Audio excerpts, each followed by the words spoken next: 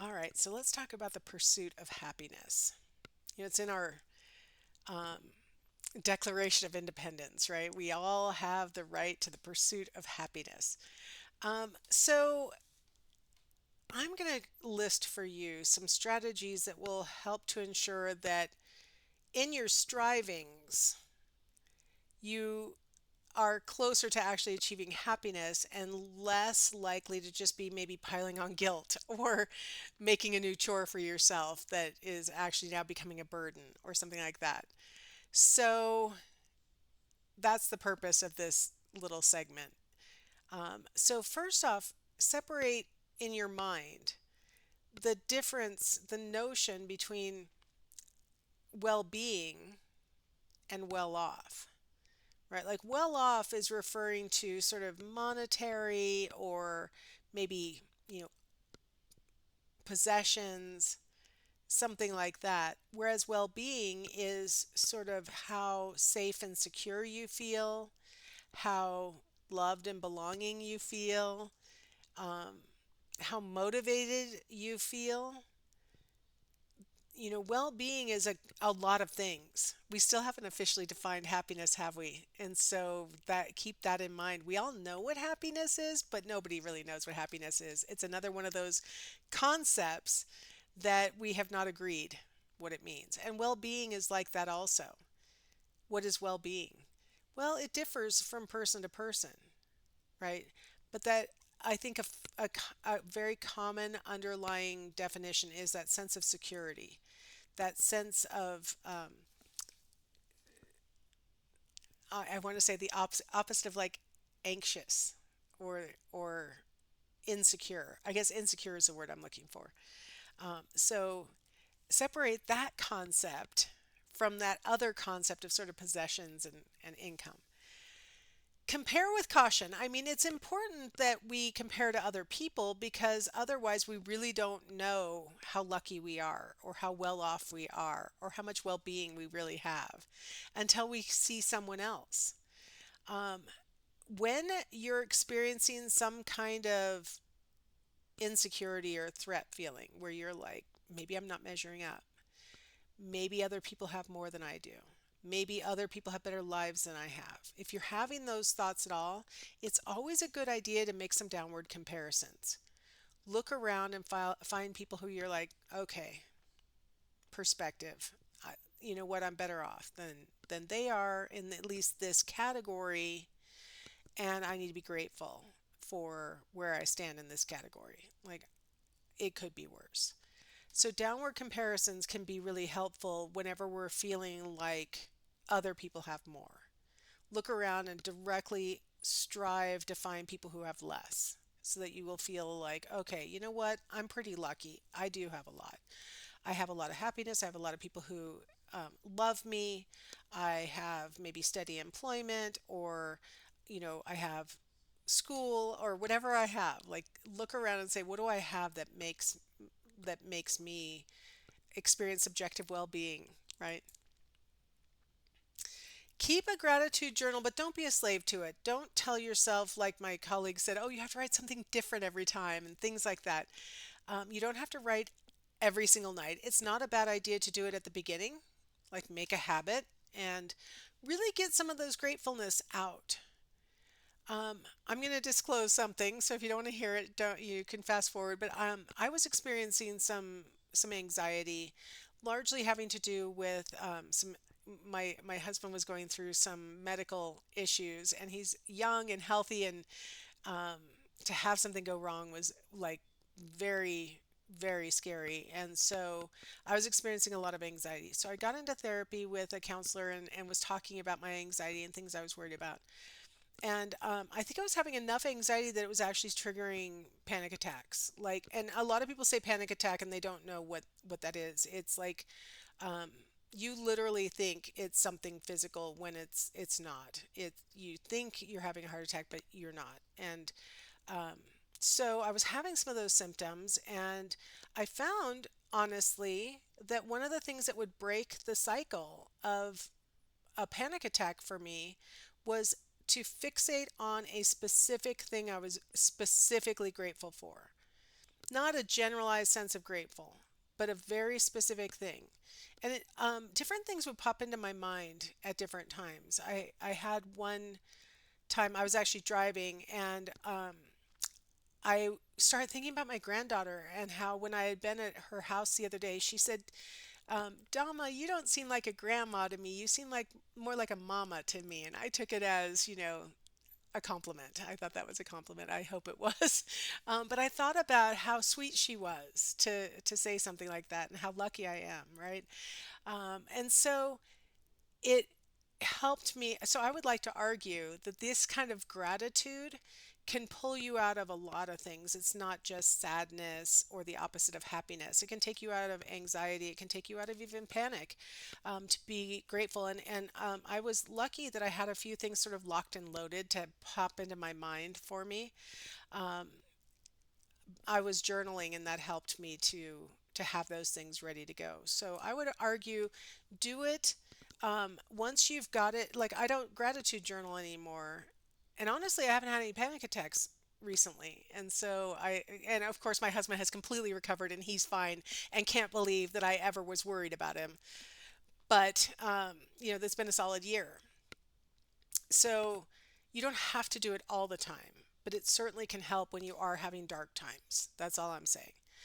Um, Another thing that can contribute to well being is having a hobby, and especially a hobby that allows you to experience flow, right? Csikszentmihalyi's concept of flow, where you can just lose yourself.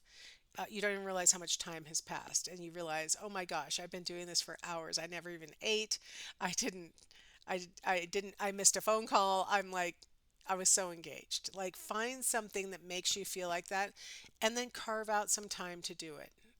Sometimes you have to be very protective of your time to make sure that you can pursue the things that are maybe central to your own well being. So, again, disclosing things that maybe I'm not supposed to disclose, but this one is a time management strategy that I had to pursue for myself.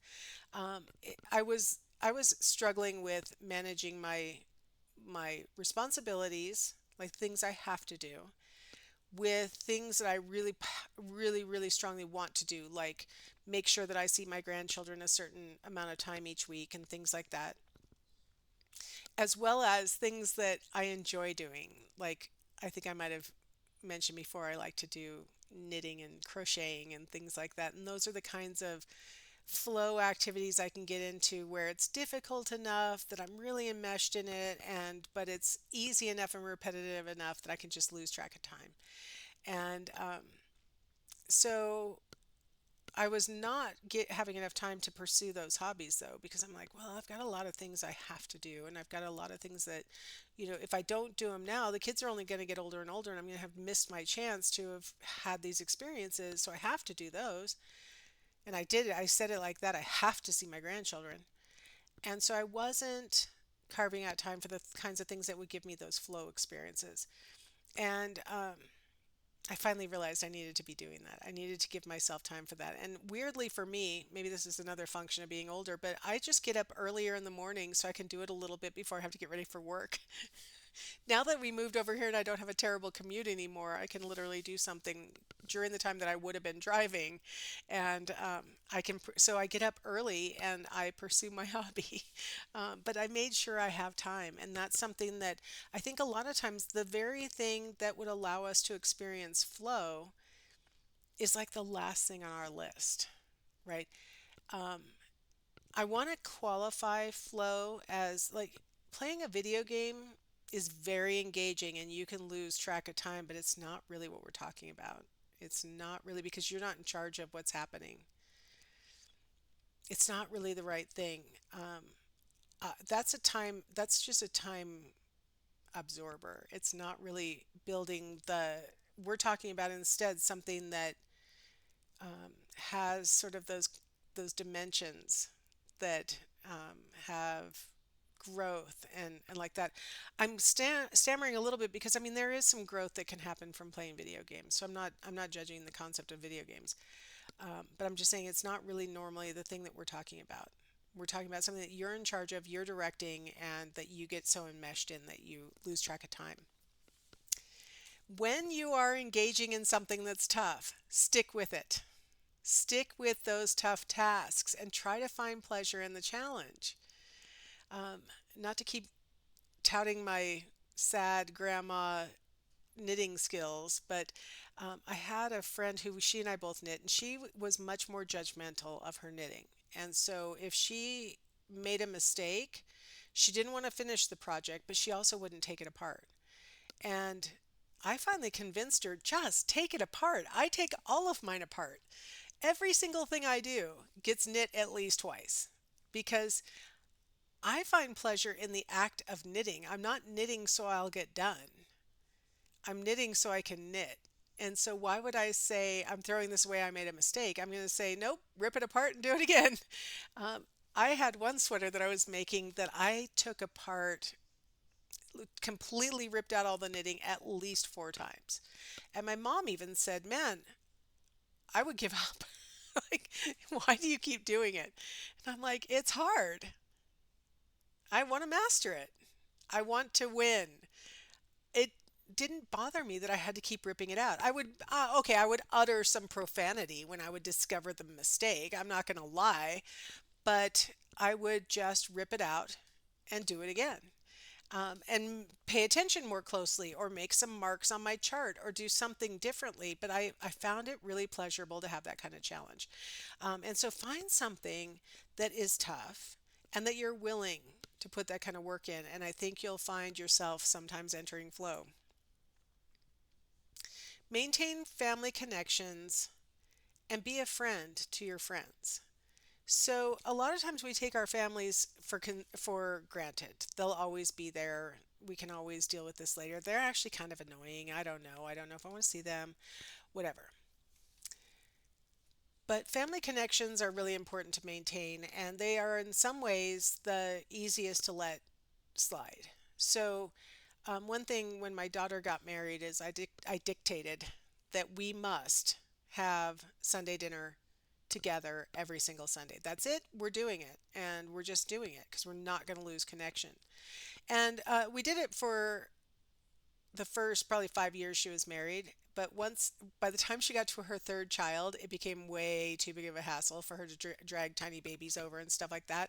So we don't necessarily have every Sunday. We don't necessarily do that anymore. And when we do get together, we tend to do it more at her house because it's just better set up for that. And that's fine. And I didn't say you had to do it at my house. But we do make sure that every single week, today it's summer, as I mentioned before. Today we went down to the lake and the kids got to, play around in the water and we had a picnic down there. And just like every week, something has to happen because I don't want to lose connection, lose track, lose touch. Because, family is easy to sort of just take for granted and figure I'll just see him next week. I'll just see it. Well, I guess I'll see him the week after that. Well, I guess I'll see him next year. And it's really easy for that to happen. And so maintain those connections. Maybe it's a text. Maybe, I can tell you right now, I don't know your parents, and maybe your parents were not nice to you when you were younger, or other kinds of things. But those of you who have decent relationships with your parents, just a little text, and maybe you do this all the time anyway, but a little text when you don't live at home anymore is like really important to your parents, just having that connection. Um, so maintaining those connections, and it's more than just parents and kids, right? It's aunts and uncles and grandmas and grandpas and cousins and things like that. And then be a friend. A lot of times our friends sort of just drift away because nobody's taking the trouble to initiate get-togethers. Hey, do you want to go get coffee? It's too big of a hassle to figure out, when are you off? When am I off? Other little things. One of the best pieces of advice I can give you for that is to figure out a time that works and then make a standing, let's do this every Wednesday or whatever. Let's do this often enough that it's easy to say goodbye when it's time to, because we know we'll see each other next week. We'll see each other in 2 weeks or whatever it is. So if you can make a standing date, it makes it easier to actually have those things happen. Less organization. Volunteer. Um, Volunteering is something that you might have been forced into in high school. A lot of schools have like a capstone project where you're we'll call it encouraged to volunteer and give back to the community. And that's so important. And I hope the schools are still doing those things. But I did a study of kids who were homeschooled during the K through 12 years, and we called it homeschooled if you were taught at home more years than you were taught in a either public or private school. And we compared those homeschooled kids to their peers, same age. Everybody in the study was between the ages of 18 and 25. So these were all what we call emerging adults. And we compared those homeschoolers to people who had been either private or publicly educated.